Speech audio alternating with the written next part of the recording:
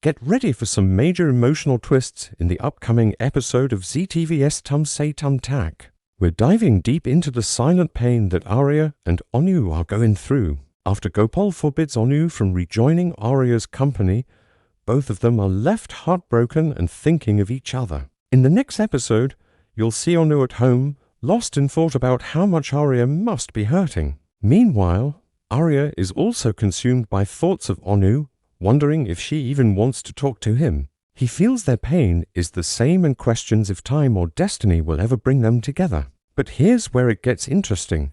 Gayatri, seeking Arya's happiness, visits the mystic Deva. Deva predicts that the girl who will bring Arya joy is already here. At the same time, Anu's mother, Pushpa, also visits Deva, and a blessed Sari meant for Arya's future partner is unknowingly given to her. Is this a sign from destiny? Will their paths finally cross? Don't miss it.